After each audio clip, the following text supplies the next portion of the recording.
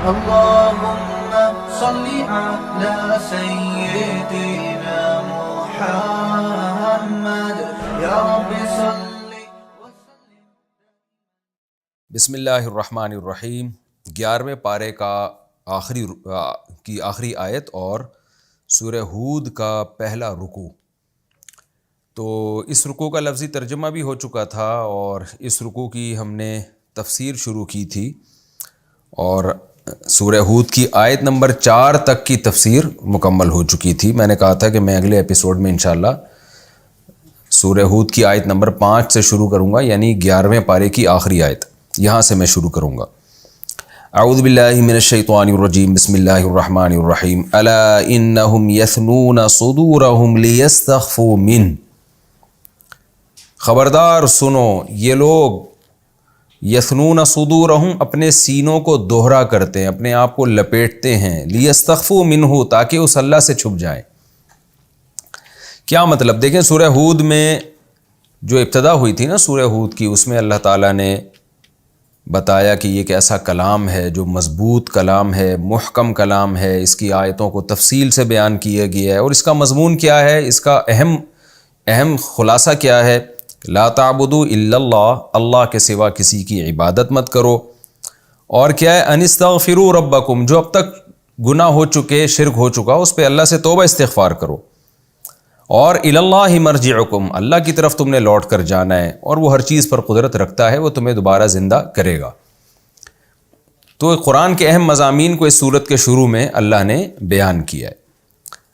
اب آگے قرآن کہہ رہا ہے کہ ان باتوں پر ایمان لانے کے بجائے اسلام دشمن قوتیں وہ اسلام کے خلاف سازشیں شروع کر دیتے ہیں.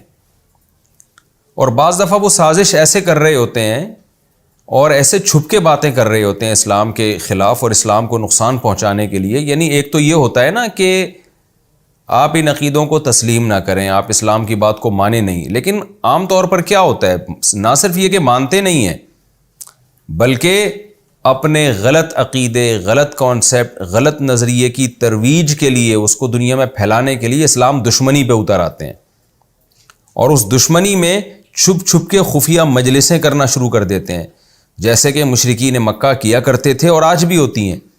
تو قرآن کہتا ہے الا، خبردار سنو، انہم یثنون صدورہم، یہ لوگ اپنے سینوں کو لپیٹتے ہیں.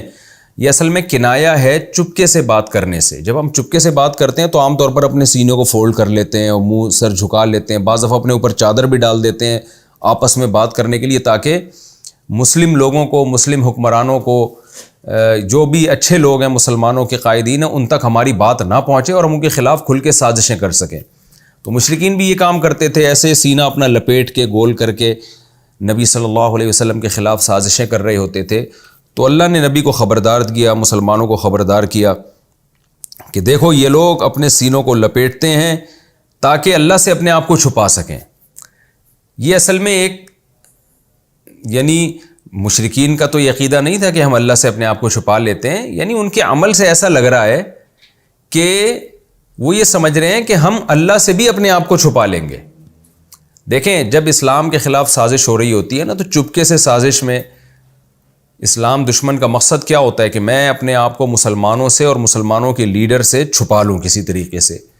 تو اللہ کہتے ہیں تو اپنے آپ کو مسلمانوں کے لیڈر سے یا نبی صلی اللہ علیہ وسلم سے تو چھپا لے گا، اللہ سے کیسے چھپاؤ گے؟ اصل دشمنی تمہاری اللہ سے ہے، محمد صلی اللہ علیہ وسلم سے نہیں ہے. تو اس کے لیے قرآن نے یہ طرز اختیار کیا کہ خبردار یہ لوگ جو اپنے سینوں کو لپیٹتے ہیں اس لیے کہ تاکہ اللہ سے چھپ جائیں. ظاہر ہے اللہ سے کوئی نہیں چھپ سکتا، تو یہ بیکار ہے کہ چھپ چھپ کے سازشیں کرنا. تو نبی سے تم اپنے آپ کو چھپا لو گے لیکن اللہ سے نہیں چھپا سکتے، اور تمہاری اصل دشمنی اللہ سے ہے، نبی سے نہیں ہے. نبی تو محض ایک نمائندے ہیں، وہ تو اللہ کا پیغام تم تک پہنچا رہے ہیں. تو یہ کیسی حماقت والی بات تم کر رہے ہو اور کیسا حماقت والا کام کر رہے ہو. الا انہم یثنون صدورہم، خبردار سنو یہ لوگ اپنے سینوں کو لپیٹتے ہیں، لیستخفوا منہ تاکہ اس اللہ سے چھپ جائیں. الا سنو خبردار، حین یستغشون ثیابہم، جس دن یہ لوگ اپنے اوپر کپڑے ڈالتے ہیں اور اپنے آپ کو چادروں سے چھپاتے ہیں. یعلم ما یسرون وما یعلنون، اس وقت بھی اللہ وہ باتیں بھی جانتا ہے جو یہ چھپا رہے ہوتے ہیں، وما یعلنون، اور وہ باتیں بھی جانتا ہے جو یہ ظاہر کر رہے ہوتے ہیں. تو یہ کافروں کو ڈرایا جا رہا ہے کہ تم مسلمانوں سے چھپ کے جو سازشیں کر رہے ہو تو تم اللہ سے نہیں چھپ سکتے. تو ایسا لگتا ہے کہ تم اپنے آپ کو اللہ سے چھپانے کی کوشش کر رہے ہو کیونکہ تمہاری اصل دشمنی اللہ سے ہے. تو تم اپنے آپ کو اس مسلمانوں سے چھپا کے کیا اپنا فائدہ پہنچا لو گے. انہ علیم بذات الصدور، بے شک وہ سینوں کے بھیدوں کو بھی جاننے والا ہے. وما من دابۃ فی الارض الا علی اللہ رزقها ویعلم مستقرها ومستودعها. اس میں تسلی نبی صلی اللہ علیہ وسلم کو بھی ہے اس آیت میں. اور اس آیت میں جو قرآن نے شروع میں دعویٰ کیا کہ اللہ کے سوا کسی کی عبادت نہ کرو، تو اس اللہ کی تعریف بھی ہو رہی ہے یہ بتانے کے لیے کہ قرآن کا جو مضمون ہے کہ صرف ایک اللہ کی عبادت ہوگی، قرآن اس دعوے میں سچا ہے. وجہ کیا ہے کہ معبود اس کو بنایا جاتا ہے جو ہمارے نفع اور نقصان کا مالک ہو. تو اللہ کہتے ہیں کہ یہ جو ساری دنیا کی مخلوق ہے اس کا رزق اللہ کے ذمے ہے، اس کے رزق کا مالک اللہ ہے. تو وہ قادر بھی ہے، قدرت بھی ہے اس کو، اور وہ تمہارا پالنے والا بھی ہے. لہذا اللہ تعبدوا الا اللہ کا جو دعویٰ ہے وہ دعویٰ بالکل درست دعویٰ ہے، عبادت صرف اسی کی ہوگی. قرآن کہتا ہے وما من دابۃ، اور کوئی بھی زمین پہ چلنے والی مخلوق ایسی نہیں ہے، الا علی اللہ، مگر یہ کہ اللہ کے ذمے ہے رزقھا، اس کو رزق پہنچانا. ویعلم، سوال پیدا ہوتا ہے بھائی اللہ کیسے رزق پہنچائے گا؟ جانور تو اتنا پھیلے ہوئے ہیں، کوئی پہاڑوں کی ٹوہ میں گھسا ہوا ہے، کوئی سمندروں کی تہ میں ہے، کوئی پتھر کے اندر کیڑا ہوتا ہے. تو اللہ کہتے ہیں وَيَعْلَمُ مُسْتَقَرَّهَا، اللہ اس کے ٹھکانوں کو بھی جانتا ہے، وَمُسْتَوْدَعَهَا، اور اس کے عارضی رہنے کی جگہ کو بھی جانتا ہے. مستقر اصل میں قرار سے نکلا ہے، قرار گاہ، جہاں انسان کا یا کسی بھی مخلوق کا مستقل ٹھکانہ ہوتا ہے. مستودع یہ ودیعت سے نکلا ہے، امانت سے. اس کا مطلب آپ جب کوئی چیز کسی کے پاس بطور امانت رکھواتے ہیں تو جس جگہ اس نے امانت رکھی ہوتی ہے نا اس جگہ کو مستودع کہا جاتا ہے. تو چونکہ امانت جب بھی کسی کے پاس ہوتی ہے عارضی ہوتی ہے، آپ نے واپس لینی ہوتی ہے، تو اس لیے یہاں پر اس آیت کا ترجمہ امانت گاہ نہیں ہوگا بلکہ اس کا ترجمہ ہوگا عارضی رہائش گاہ. تو اب یہ لفظی ترجمہ تو اس کا یہی ہے، مستقل رہائش گاہ، عارضی رہائش گاہ. تو اس کا مفہوم بہت وسیع ہو سکتا ہے کہ کسی بھی جانور کا ایک مستقل ٹھکانہ ہوتا ہے اور بعض دفعہ وہ ایک وقتی طور پر کہیں رہ رہا ہوتا ہے. اس سے بعض لوگوں نے یہ بھی مراد لیا کہ مستودع سے مراد ہے قبر، تو برزخ میں بھی اللہ رزق پہنچاتا ہے، اور مستقر سے مراد ہے دنیا کی زندگی. اور بعض نے الٹ کہا کہ یہ امانت، یہ دنیا ہماری اصل امانت کی جگہ ہے، یہاں تو ہم عارضی ہیں، مستقل ٹھکانہ ہمارا قبر میں ہوگا. مختلف اقوال ہیں، لیکن ہمیں بجائے اس کے کہ ہم کسی قول کو لیں، ہمیں قرآن کا سیدھا سیدھا ترجمے کو لینا چاہیے کہ جو مستقل ٹھکانے ہوتے ہیں کسی بھی مخلوق کے، اللہ اس کو بھی جانتا ہے، عارضی ٹھکانوں کو بھی جانتا ہے. ہمارے مستقل ٹھکانے ہمارے گھر ہیں، عارضی ٹھکانہ ہم کہیں سفر پہ گئے ہوتے ہیں.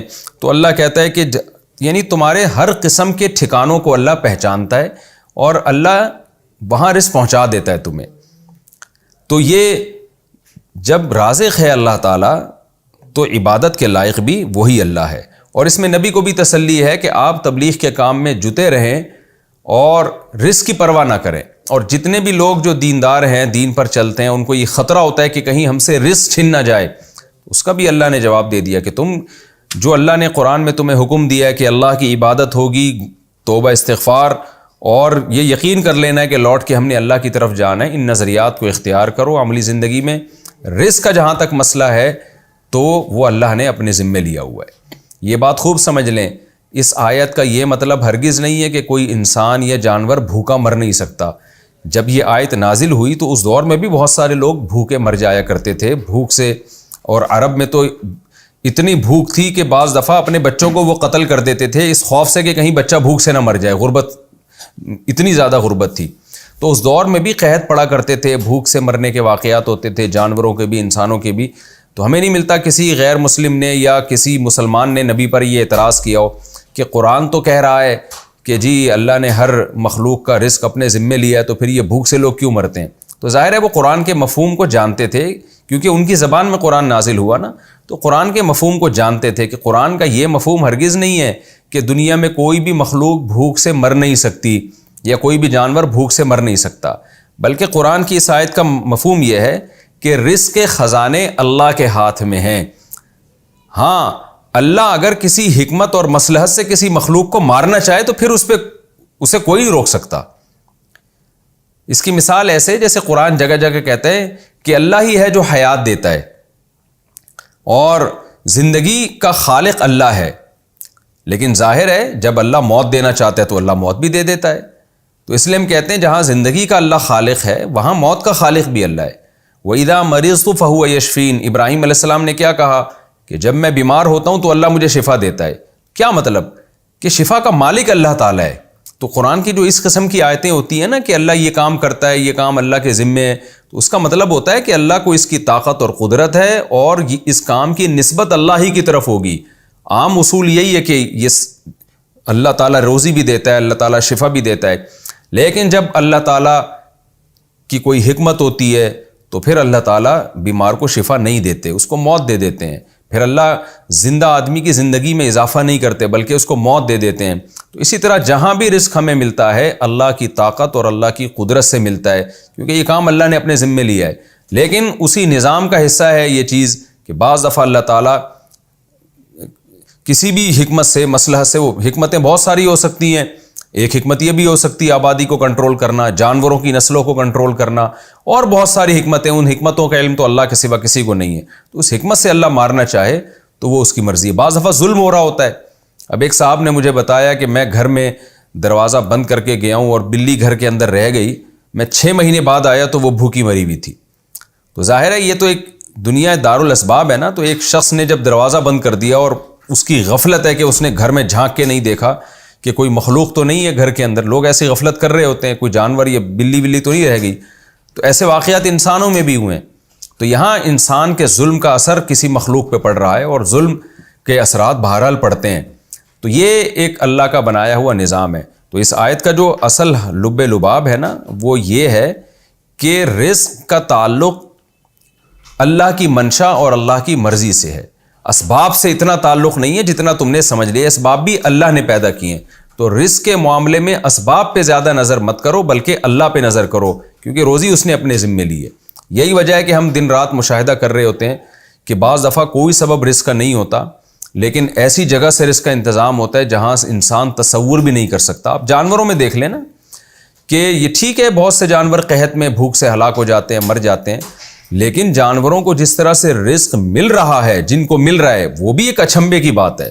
اسباب کی دنیا میں دیکھا جائے تو وہ بھی ایک عجیب سی بات ہے. یعنی ایسے اسباب ہوتے نہیں ہیں کہ کس طرح سے آپ جنگلوں میں جائیں، کھانے کی جگہ چیز نہیں ہوتی جانوروں کے پاس، پھر بھی وہ زندہ رہتے ہیں، طویل عرصوں تک زندہ رہتے ہیں.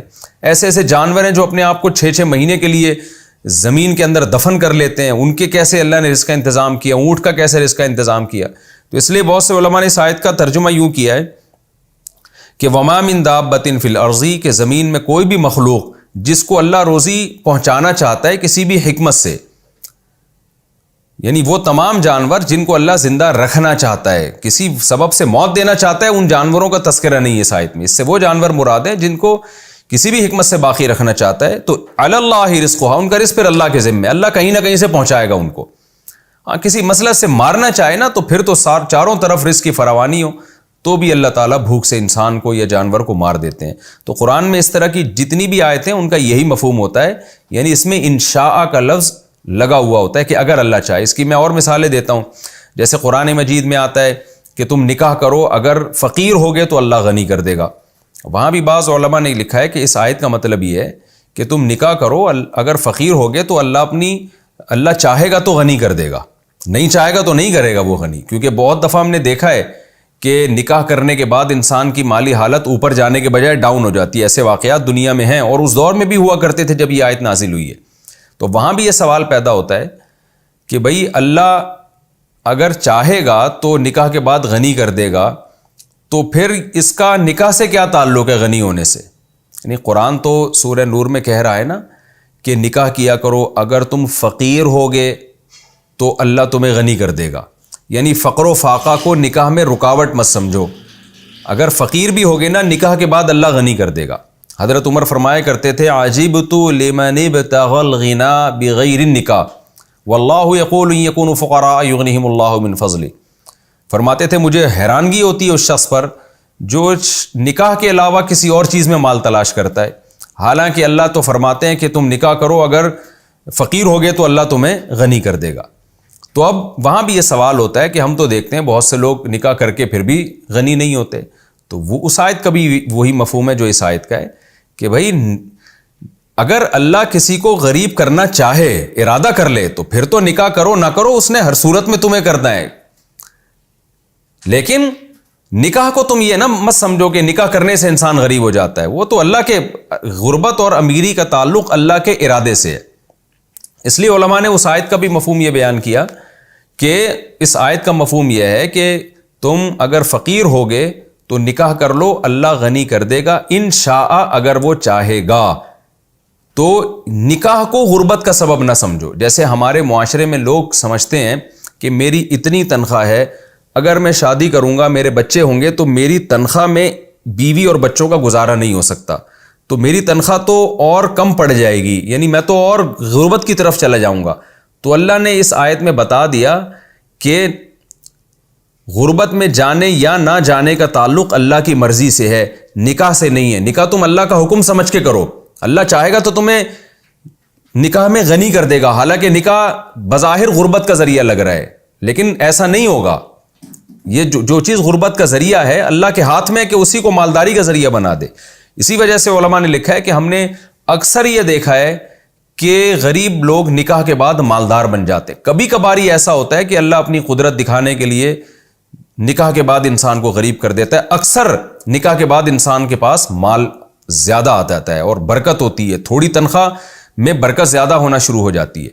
تو یہاں بھی یہی مطلب ہے کہ دنیا میں زیادہ تر جو نظام چل رہا ہے وہ نظام یہی ہے کہ رزق کا کوئی ذریعہ نظر نہیں آتا اور اللہ کی طرف سے رزق کی فراوانی شروع ہو جاتی ہے۔ کہیں کہیں ایسا ہوتا ہے کہ اللہ تعالیٰ چونکہ دنیا دار الاسباب ہے اور بہت ساری حکمتیں اس میں، اس دنیا کے نظام کو چلانے میں، تو اللہ تعالیٰ ان حکمتوں میں سے کسی حکمت کے پیش نظر بھوک سے لوگوں کو ہلاک کر دیتے ہیں، جن میں سرسری طور پر ایک حکمت تو بالکل واضح ہے، وہ یہ ہے کہ اگر دنیا میں بھوک سے ہلاکت بالکل ہی ختم ہو جائے، چاہے وہ جانوروں کی ہو یا انسانوں کی ہو، تو پھر لوگ رزق کی فکر ہی بالکل چھوڑ دیں گے۔ تو یہ بھی تو قدرت کی منشا کے خلاف ہے نا۔ لوگوں پہ تھوڑا بہت یہ خوف مسلط رہنا چاہیے کہ بھائی بھوک سے مر بھی سکتے ہیں، بیماری سے بھی ہو سکتے ہیں، تاکہ وہ اسباب کی طرف بھی جائیں۔ لیکن اسباب کو اتنا بڑا بنا دینا جیسے غیر مسلموں نے بنایا ہوا ہے، اسلام اس سے بھی آپ کو روک رہا ہے کہ یہ خوب سمجھ لو کہ رزق کے کنجیاں اللہ کے ہاتھ میں، تم اگر اللہ کے حکم کو پورا کرو گے تو رزق اللہ نے اپنے ذمے لیا ہوا ہے، وہ کہیں سے بھی تمہیں پہنچا دے گا۔ تو دین پر چلنے کا غریب ہونے سے کوئی تعلق نہیں ہے، نکاح کرنے کا غریب ہونے سے تعلق نہیں ہے، بلکہ غریب ہونے کا تعلق اللہ کی مرضی سے ہے۔ وہ بغیر نکاح کے بھی کر سکتا ہے تمہیں غریب، اور دین پر چلے بغیر بھی تمہیں غریب کر سکتا ہے۔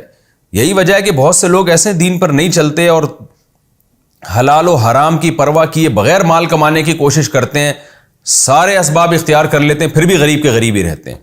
تو اس سے ہمیں کیا سبق ملتا ہے؟ وہ بھائی یہ تو اللہ کی مرضی سے ہے، تو ہم کیوں نکاح کو غربت کا ذریعہ سمجھیں؟ ہم تو نکاح کریں گے، اللہ کی مرضی غریب رکھنا ہوگا تو غریب رکھ دے گا، لیکن امید یہی ہے کہ اللہ ہمارے مال میں فراوانی دے گا۔ تو یہاں بھی یہی ہے کہ اس آیت کا حاصل یہی نکلا کہ ہمیں شریعت کو فالو کرنا ہے، حرام کی طرف نہیں جانا۔ اگر شیطان یہ ورغلائے کہ تم اگر حرام سے بچو گے تم تو غریب ہو جاؤ گے، تو بھئی وما من دابۃ الا علی اللہ رزقها، رزق تو اللہ کے ذمے ہے، رزق پہنچانا اللہ کا کام ہے۔ تو ہم اللہ کے حکم کو فالو کریں گے، وہ ہمیں ہر صورت میں پہنچا کے رہے گا۔ لیکن اگر اس نے نہ پہنچانے کا ارادہ کر لیا ہے تو دین پہ نہیں چلیں گے، پھر بھی وہ نہیں پہنچائے گا۔ تو اسی وجہ سے میں کہتا ہوں نا، جو لوگ کہتے ہیں کہ فلاں آدمی نے نکاح کیا پھر غریب ہو گیا، تو میں ان سے کہتا ہوں کہ اگر وہ نکاح نہ کرتا تو شاید اس سے بھی زیادہ غریب ہو جاتا، کیونکہ اللہ کا ارادہ یہی تھا اس کو غریب رکھنے کا۔ تو عین ممکن ہے نکاح کی وجہ سے اللہ نے اس کی غربت میں کچھ کمی کر دی ہو، اور اگر یہ نکاح نہ کرتا تو ہو سکتا ہے اللہ اس کو اس سے بھی زیادہ غریب کر دیتے۔ تو دیندار آدمی کو ان آیتوں کی روشنی میں یہی سوچنا چاہیے جو ان آیتوں کا خلاصہ ہے کہ رزق کی چابیاں اللہ کے ہاتھ میں، رزق اللہ کے ذمے، عام قانون، عام ضابطہ یہی ہے کہ اللہ آپ کو رزق دے گا۔ آپ دین پہ چلیں تو بھی دے گا، نہیں چلیں تو بھی دے گا، کیونکہ ہر مخلوق کی روزی اللہ نے اپنے ذمے لے لی ہے۔ اس عام قاعدے سے اللہ تعالیٰ کسی حکمت اور مصلحت کی وجہ سے ہٹ جاتے ہیں اور اس کے مطابق اللہ تعالیٰ جانوروں کو بھی موت دے دیتے ہیں بھوک سے، اور انسانوں کو بھی موت دے دیتے ہیں. اور ظاہر ہے اس میں انسانوں کی آزمائش بھی ہوتی ہے. بھوک سے انسان مریں گے تو دوسرے انسانوں سے سوال ہوگا کہ تم نے کیوں ان غریبوں کا خیال نہیں کیا. تو یہ دنیا دارالامتحان ہے. آگے اللہ تعالیٰ فرماتے ہیں کل فی کتاب مبین، یہ سب چیزیں ایک واضح کتاب میں ہیں. یعنی کس کو کتنا رزق کہاں کہاں ملے گا یہ سب ہم نے کتاب میں پہلے سے لکھ دیا ہے. تو اب تم رزق کی ٹینشن اپنے اوپر مسلط مت کرو. جو چیز ریٹن فارم میں آ چکی ہے وہ تم تک پہنچ کے رہے گی. حدیث میں آتا ہے کہ رسول اللہ صلی اللہ علیہ وسلم نے فرمایا الا وان نفسا لن تستکمل رزقہ لن تموت نفس حتی تستکمل رزقہ فاجملوا فی الطلب. آپ صلی اللہ علیہ وسلم نے فرمایا، اسی آیت کی تشریح میں کر رہا ہوں، حدیث میں صحیح حدیث ہے، فرمایا کہ خبردار سنو، کوئی بھی نفس اس وقت تک ہرگز موت کا شکار نہیں ہو سکتا جب تک اپنے حصے کی روزی وہ مکمل نہ کر لے. کیونکہ وہ روزی اللہ نے اپنے ذمے لی ہوئی ہے، اس کو پہنچانا ہے. تو یہ ہو نہیں سکتا کہ میں اور آپ جب تک اپنے حصے کی روٹی نہ کھا لیں اس سے پہلے ہمیں موت آ جائے. یہ ممکن نہیں ہے. تو قرآن کہہ رہا ہے کل فی کتاب مبین، سب کچھ ہم نے لکھ دیا ہے پہلے سے. کس کو کتنے نوالے ملیں گے، کہاں کہاں ملیں گے، یہ سب چیزیں پہلے سے لکھ دی ہیں. لکھنا کا ذکر اللہ اس لیے کر رہے ہیں کہ ریٹن میں جو چیز آ جاتی ہے نا اس میں تبدیلی ممکن نہیں رہتی.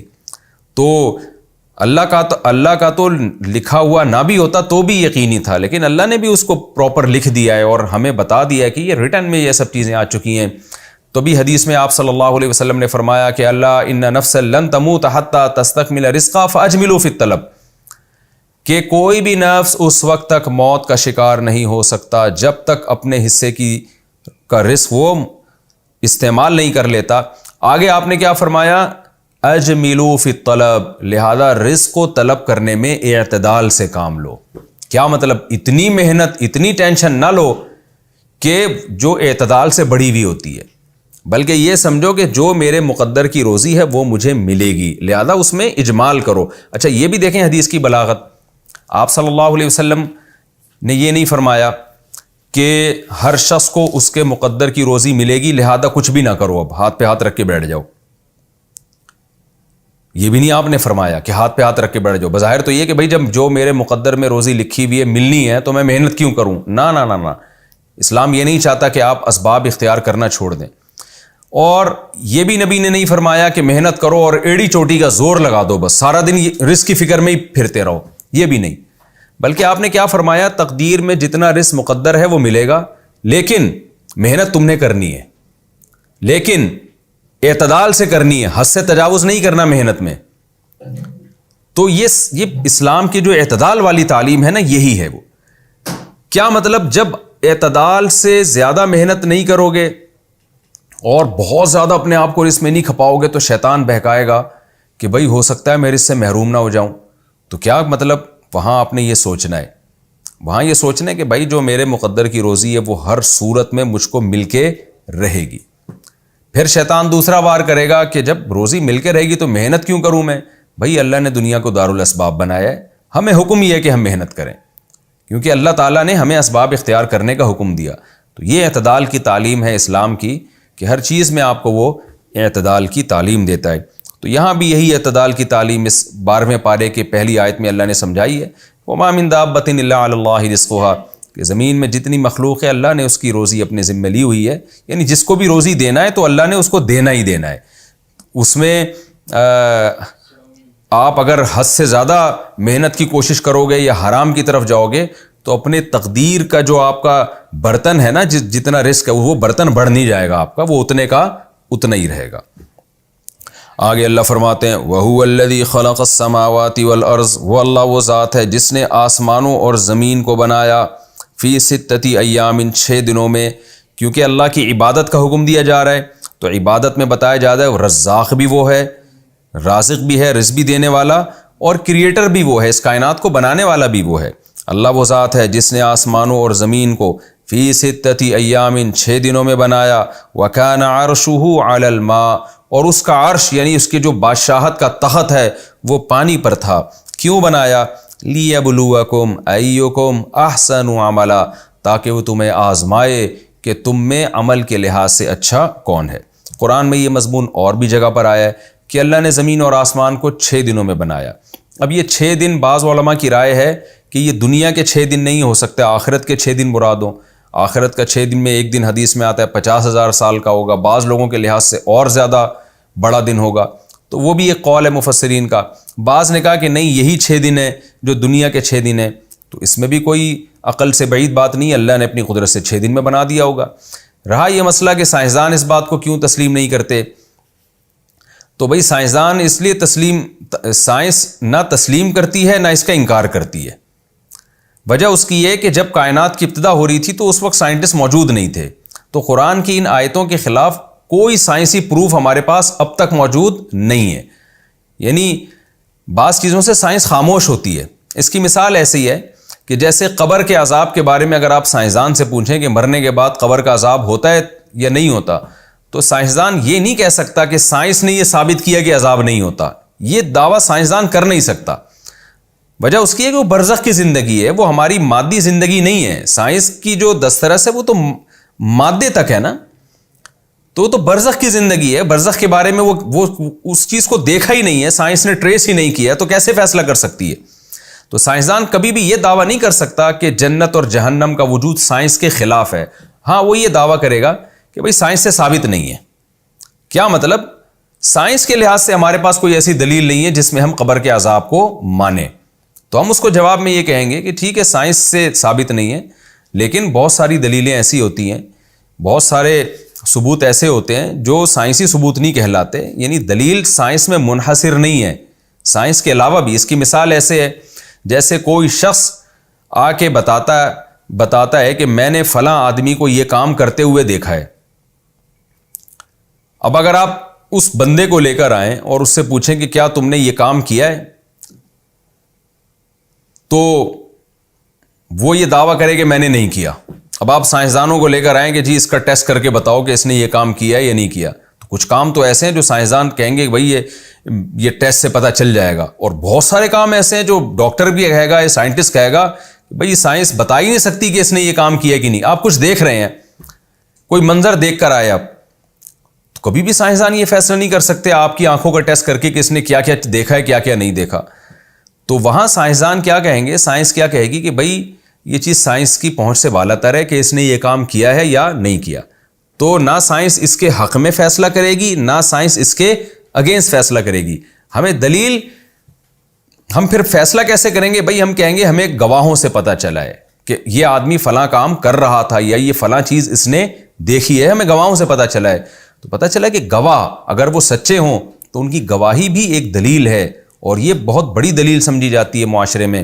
تو اسی طرح خوب سمجھ لیں کہ پیغمبر کا سچا ہونا اگر دوسرے دلائل سے ثابت ہو جائے تو اس پیغمبر کے دعوے بذات خود دلیل ہوتے ہیں، اس میں ہمیں سائنس کی دلیل کی احتیاج نہیں ہوتی۔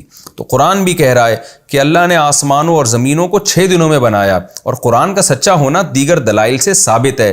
تو اس میں ہٹ دھرمی کر کے یہ کہنا کہ سائنس سے اس کا پروف نہیں ملتا، تو یہ ایک بے عقلی کی بات ہے۔ بھائی ہمارے پاس قرآن سے پروف ہے اور سائنس میں اس کے خلاف ہمیں کچھ نہیں ملتا۔ میں بار بار کہتا ہوں نا، ہمیں قرآن سے کیا پتہ چلتا ہے کہ اللہ نے آدم کو مٹی سے بنایا، اماں حوا کو ان کی پسلی سے بنایا، اور دونوں کے ملاپ سے جو ہے نا زمین کو انسانوں سے بھر دیا۔ تو ہم کیا کہتے ہیں، یہ نظریہ سائنس کے خلاف نہیں ہے، اس لیے کہ سائنس میں اس کے خلاف ہمیں کچھ نہیں ملتا۔ جو ڈاروین کے نظریہ ہے نا کہ بندر سے انسان پیدا ہوا ہے، وہ ابھی تک تحقیق سے ثابت نہیں ہوا ہے، وہ ایک گمان ہے کہ شاید ایسا ہوا ہو۔ تو ہم یہ کہہ سکتے ہیں کہ سائنس آدم علیہ السلام کی پیدائش کے، انسان کی پیدائش آدم علیہ السلام کے ذریعے ہوئی ہے، اور پہلے جو انسان تھے دنیا میں جن کو اللہ نے مٹی سے بنایا وہ آدم تھے۔ سائنس اس بارے میں کچھ کہنے سے عاجز ہے۔ یہ نظریہ نہ سائنس کے اگینسٹ ہے، نہ سائنسی پروف سے ہمیں یہ ثابت ہے۔ تو ظاہر ہے اس وقت کوئی تھا ہی نہیں جب انسانوں کی ابتدا ہو رہی تھی، تو اگر قرآن بتاتا ہے اور قرآن کا سچا ہونا دیگر دلائل سے ثابت ہو گیا ہے تو آپ کو وہ نظریہ ماننا پڑے گا۔ آپ اس بیس پہ اس کا انکار نہیں کر سکتے کہ سائنسدان اس کے معترف نہیں ہے۔ تو قرآن کہتا ہے وَهُوَ الَّذِي خَلَقَ السَّمَاوَاتِ وَالْأَرْضَ فِي سِتَّةِ أَيَّامٍ، اور یہ جو اللہ نے 6 دنوں میں آسمانوں زمینوں کو بنایا نا، یہ تورات میں بھی لکھا ہے، یہ انجیل میں بھی لکھا ہے۔ تو اللہ کی قدرت سے کوئی بعید نہیں ہے کہ 6 دنوں میں پورا ہنگامہ اس پوری کائنات میں کھڑا ہو گیا ہو، اور ایک پورا نظام جو موجودہ ایک سسٹم ہے یہ اس کا ایک بڑا حصہ ان 6 دنوں میں وجود میں آ گیا ہو۔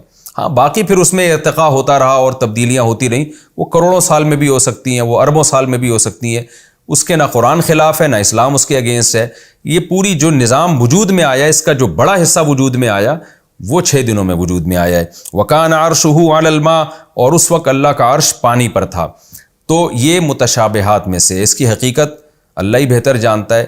ہم یہی کہیں گے کہ اللہ کا عرش پانی پر تھا، کیسے تھا ہمیں کچھ بھی اس بارے میں معلوم نہیں ہے، کیونکہ پانی پہلے وجود میں آیا ہے، باقی چیزیں بعد میں وجود میں آئی ہیں، یہ ہمیں بہرحال قرآن سے پتہ چلتا ہے۔ تو اللہ کا عرش پانی پر تھا، یہ وہ چیزیں ہیں جن کے بارے میں نہ صحابہ نے نبی سے سوال کیا، نہ تابعین نے صحابہ سے سوال کیا، بلکہ ان کے بارے میں اگر تفتیش کی جاتی تو اسلاف سے یہ بات ثابت ہے کہ وہ بہت غضبناک ہو جایا کرتے تھے، کیونکہ یہ چیزیں ہماری عقل سے بالاتر ہیں۔ اس کا کیا مفہوم ہے اللہ ہی بہتر جانتا ہے۔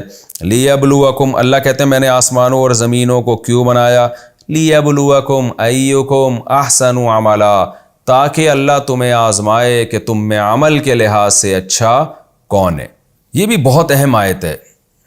دنیا میں کوئی کتاب ایسی نہیں ہے جو تخلیق کائنات اور تخلیق انسان کا مقصد بتاتی ہو۔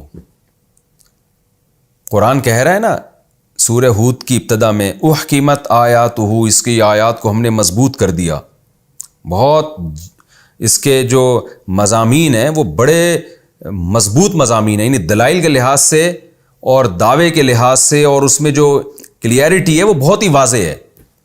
ثم فصلت، پھر اس کو ہم نے ڈیٹیل سے بیان کیا ہے۔ تو اسی بیان میں یہ بھی ہے کہ دنیا کا ایک بہت امپورٹنٹ سوال یہ ہے جو پوری دنیا کے لیے ایک چیلنج ہے کہ یہ سب کچھ ہے کیوں؟ جو نفس پرست لوگ ہیں، شہوت پرست لوگ ہیں، وہ کیا کہتے ہیں؟ ہم انٹرٹینمنٹ کے لیے پیدا ہوئے ہیں، ہم مزے اڑانے کے لیے پیدا ہوئے ہیں۔ ان کو جب اس سوال کا جواب نہیں ملتا نا یہ سب کچھ کیوں ہے، تو وہ یہ کہتے ہیں مزے اڑانے کے لیے۔ کچھ لوگ ایسے ہیں جو کہتے ہیں ہمیں نہیں پتا ہم کیوں ہیں۔ تو ساری زندگی ان کی کنفیوژن میں گزرتی ہے، ان کے پاس کوئی ہدف ہی نہیں ہوتا، کوئی منزل ہی نہیں ہوتی۔ قرآن نے انسانوں پر بہت بڑا احسان یہ کیا ہے کہ ان کو ان کی پیدائش کا مقصد بتا دیا۔ وہ مقصد کیا ہے کہ اللہ کہتے ہیں میں نے آسمانوں اور زمینوں کو کیوں بنایا؟ لیبلوکم، تاکہ اللہ تمہیں یعنی انسانوں اور جنات کو آزمائے، ایکم احسن عملا، تم میں سے زیادہ اچھا کون ہے عمل کے لحاظ سے۔ یہ خود ایک بلاغت ہے، یعنی اچھائی میں بھی پھر مقابلہ ہوگا۔ اگر اللہ یوں کہہ دیتے کہ تم میں کون عمل کے لحاظ سے اچھا ہے تو یہ ہمیں مقصد کائنات تو سمجھ میں آ جاتا، لیکن لوگ تھوڑا سا اچھا بن جاتے اور اچھوں کی فہرست میں داخل ہو جاتے، زیادہ اچھا بننے کی کوشش نہیں کرتے۔ کیوں؟ وہ کہتے بھائی اللہ تو یہ دیکھنا چاہتا ہے اچھا کون ہے برا کون ہے، تو ہم اچھے بن گئے نا، ہم نے برائیوں کو چھوڑ دیا، ہم بس اچھے بن گئے، تو بس ہماری پیدائش کا مقصد حاصل ہو گیا۔ لیکن اللہ نے کیا کہا؟ احسن کمپیریٹیو ڈگری ہے، زیادہ اچھا کون ہے۔ کیا مطلب؟ اچھے بن گئے تو اور اچھے بنو، اور اچھے بن گئے تو اور اچھے بنو۔ اللہ صرف یہ نہیں دیکھے گا تم میں اچھا کون ہے، اللہ یہ دیکھے گا کہ اچھے سے اچھا کون ہے۔ تو جو زیادہ اچھا ہوگا اس کو الگ مقام ملے گا، جو اس سے کم ہوگا اس کا الگ مقام ہوگا۔ تو صرف اچھا بننا یہ بھی مقصد نہیں ہے، اچھے سے پھر مزید اچھا بننا، پھر مزید اچھا بننا، اس کی جستجو میں تم لگ جاؤ اور برائی سے اپنے آپ کو بچانے کی کوشش کرو۔ تو یہ اللہ تعالیٰ نے اس آیت میں ہمیں ہمارا ہدف بتایا ہے، اور ہمیں اپنی زندگی اسی مقصد کو سامنے رکھ کے گزارنی چاہیے کہ ہم اچھے بن کے دنیا سے جائیں۔ اچھے بننے کے لیے اچھے اعمال ضروری ہیں، اچھے سے اچھا عمل کریں اور ہر برے سے برے عمل کو ہم چھوڑنے کی کوشش کریں۔ وَلَئِن قُلْتَ إِنَّكُمْ مَبْعُوثُونَ مِن بَعْدِ الْمَوْتِ، کیا بلاغت ہے قرآن کی۔ قرآن کہتا ہے میں نے تمہیں اس لیے پیدا کیا، کائنات کو اس لیے بنایا تاکہ انسانوں کو آزمائے کہ ان میں اچھے سے اچھا کون ہے۔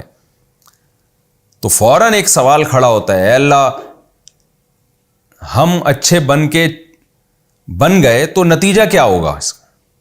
بھائی مرنا تو سب نے، اچھے سے اچھا بن جاؤ تو بھی موت ہے، برے سے برا بن جاؤ تو بھی موت ہے۔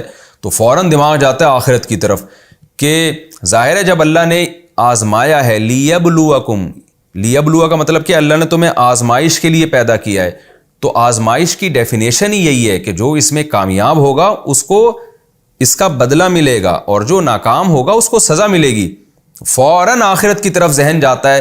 تو مشرکین آخرت کا مذاق اڑاتے تھے, تو قرآن نے فوراً کہا کہ ہم نے تمہیں پیدا آزمائش کے لیے کیا ہے, تو وہ آزمائش کا تو مطلب یہ ہے کہ قیامت قائم ہوگی.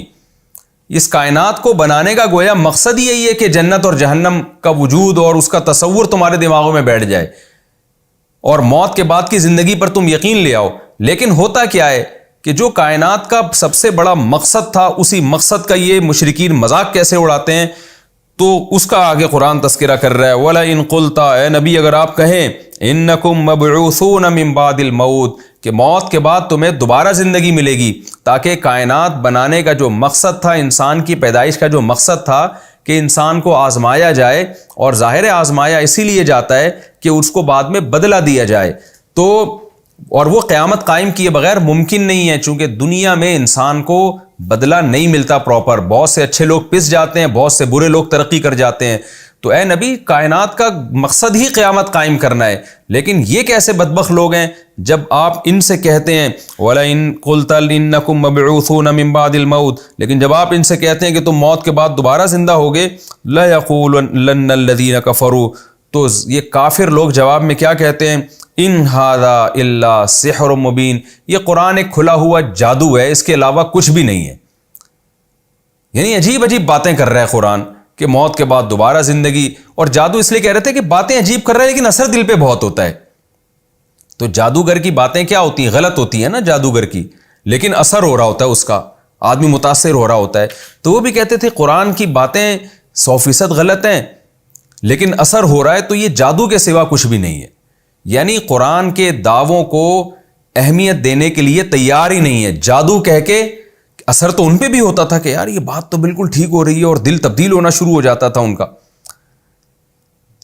لیکن فوراً جادو کہہ کے جو ہے نا اس اثر کو ختم کر دیتے تھے.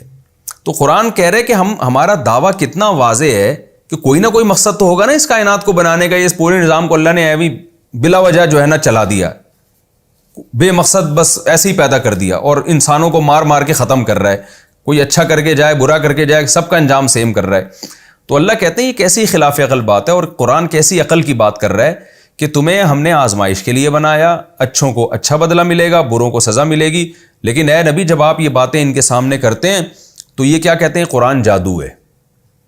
تو اتنے واضح دعوے کو جادو کہہ کے یہ لوگ مسترد کر دیتے ہیں. یہ ایسے ہی ہے جیسے ایک گواہ جو ہے عدالت میں اپنے مدعی کے بارے میں دلائل کے انبار لگا دے, اور جو مد مقابل میں مدعا علیہ ہے وہ اس گواہ کا مذاق اڑا دے یہ کہہ کے کہ جج صاحب, وکیل صاحب, آپ جو ہیں اس کی باتوں سے متاثر ہو, یہ جادو کر رہا ہے, یہ جو ہے نا آپ جو اس سے متاثر ہو رہے ہیں جادو کی وجہ سے ہو رہے ہیں.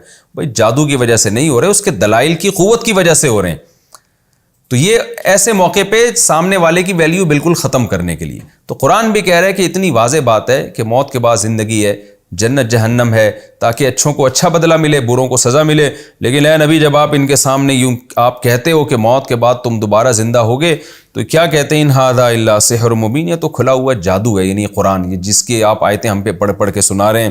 وَلَئِنْ أَخَّرْنَا عَنْهُمُ الْعَذَابَ إِلَىٰ أُمَّةٍ مَّعْدُودَةٍ, اور قرآن کہتا ہے کہ اس بدبختی کی وجہ سے ہم اگر ان کو فوراً عذاب نہیں دیتے, ہونا تو یہ چاہیے تھا جب یہ اس طرح کی باتیں کریں تو جو آخرت میں عذاب ہونا ہے وہ دنیا میں ہی ہو جائے. لیکن ہم اس عذاب کو مؤخر کرتے ہیں کیونکہ دنیا امتحان کی جگہ ہے. تو ہونا یہ چاہیے تھا کہ اس مہلت سے فائدہ اٹھا کے توبہ کرنے کی کوشش کریں, غور و فکر کریں, چلو جی ہمیں اللہ نے کچھ دن زندہ رہنے کے لیے دے دیے, ہم اسلام کے بارے میں تحقیق کرتے ہیں, مزید سوچتے ہیں. نا نا نا نا نا, اور ہٹ دھرمی, یعنی ہم نے عذاب کو مؤخر کیا ایک ٹائم تک کے لیے, اس مؤخر کرنے کا فائدہ اٹھانے کے بجائے اور بدبختی کرنا شروع کر دیتے ہیں. وہ بدبختی کیا ہے, وَلَئِنْ أَخَّرْنَا عَنْهُمُ الْعَذَابَ إِلَىٰ أُمَّةٍ مَّعْدُودَةٍ, کچھ مدت تک کے لیے ہم عذاب کو جب مؤخر کر دیتے ہیں, لَيَقُولُنَّ, تو یہ کہتے ہیں مَا يَحْبِسُهُ, کون سی چیز ہے جو عذاب کو روک رہی ہے. بھائی ہم تو غلط ہیں, اگر ہم برے ہیں, ہم مشرک ہیں اور اللہ ہم سے ناراض ہے تو ابھی دے دینا عذاب, قیامت تک کے لیے کیوں مؤخر کیا ہوا اس نے. تو آگے قرآن دھمکی دیتے, الا خبردار سنو, یہ جو تم کہہ رہے ہو نا ابھی عذاب آ جائے, یوم یاتیہم, جس دن عذاب آئے گا, لیس مصروفا عنہم, یہ عذاب ان سے ہٹے گا نہیں, وحاق بہم ما کانوا بہ یستہزئون, اور جس عذاب کا یہ مذاق اڑا رہے ہیں وہ عذاب ان کو چاروں طرف سے گھیر لے گا۔ تو یہ سورہ ہود کا پہلا رکوع اور 12ویں پارے کی بھی ابتدا ہو گئی الحمدللہ۔ 12ویں پارے کا پہلا رکوع آج ہم نے کمپلیٹ کیا ہے۔ اس رکوع کا میں 2 لفظوں میں خلاصہ پیش کر دیتا ہوں۔ پہلے تو اللہ نے اس سورت کی تعریف کی، کہ قرآن کی تعریف کی کہ اس کی آیتیں مضبوط اور محکم ہیں، اور اس میں ہم نے تفصیل سے اس کو بیان کیا ہے، اور اس کے اہم مضامین کیا ہیں وہ بھی اللہ نے بیان کر دیے کہ اللہ کے سوا کسی کی عبادت نہیں ہوگی، اور جو کچھ برائی ہو چکی ہے انستغفروا ربکم، اپنے رب سے آج توبہ اور استغفار کرو، اور ثم توبوا الیہ، پھر اسی کی طرف قائم رہو، اور الی اللہ مرجعکم، لوٹ کر تم نے اللہ کی طرف جانا ہے۔ جو اسلام کے خلاف سازشیں کر رہے ہیں ان کو بھی ڈرایا گیا ہے کہ تمہاری یہ سازشیں پیغمبر کے خلاف نہیں ہیں، اصل میں اللہ کے خلاف ہیں، تو اللہ سے تم چھپ نہیں سکتے۔ اور پھر دینداروں کو موٹیویشن کے لیے کہ دین پر چلنے میں رزق کی تنگی کا اگر تم شکار ہو رہے ہو تو اس میں اللہ پہ توکل کرو۔ وما من دابۃ الا علی اللہ رزقها، رزق اللہ نے اپنے ذمے لیا ہوا ہے، وہ کہیں سے بھی تمہیں رزق پہنچا کے چھوڑے گا، کہیں کچھ بھی ہو جائے گا وہ تمہارے حصے کی روزی تمہیں پہنچائے گا، تمہیں بھوکا نہیں مارے گا۔ ہاں کوئی مصلحت بھوکا مارنے میں ہو تو اس کا تعلق پھر دین یا بے دینی سے نہیں ہے، وہ تو کافر لوگ بھی بہت سے بھوکے مر جاتے ہیں، وہ تو بے دین لوگ بھی بہت سے بھوکے مر جاتے ہیں، وہ تو چاروں طرف رزق کی فراوانی ہو پھر بھی انسان بھوک میں مر جاتا ہے۔ تو رزق کے معاملے میں اللہ پر اعتماد اور توکل کرو۔ پھر اللہ نے بتایا کہ ہم ہی اس کائنات کے خالق ہیں، ہم نے بنایا کیوں ہے اس کو، تاکہ اللہ تمہیں آزمائے تم میں اچھا کون کرتا ہے برا کون کرتا ہے۔ اور پھر جو آخرت کے منکر ہیں کہ اچھائی اور برائی کا بدلہ آخرت میں ملے گا، ان کی برائی کو اللہ نے بیان کیا کہ کیسے بدبخت ہیں، جب ان کے سامنے قیامت کی آیتیں ذکر ہوتی ہیں تو کہتے ہیں یہ جادو ہے، اور ہم ان کو مہلت دے کے عذاب مؤخر کر رہے ہیں تو بجائے توبہ استغفار کریں مذاق اڑانا شروع کر دیتے ہیں۔ یہ اس رکوع کا خلاصہ ہے۔ انشاءاللہ ہم اگلے ایپیسوڈ میں سورہ ہود کا رکوع نمبر 2 اور 12ویں پارے کا بھی رکوع نمبر 2 انشاءاللہ ہم شروع کریں گے۔ اللہ تعالیٰ سمجھنے کی عمل کی توفیق عطا فرمائے۔ وما علینا الا البلاغ۔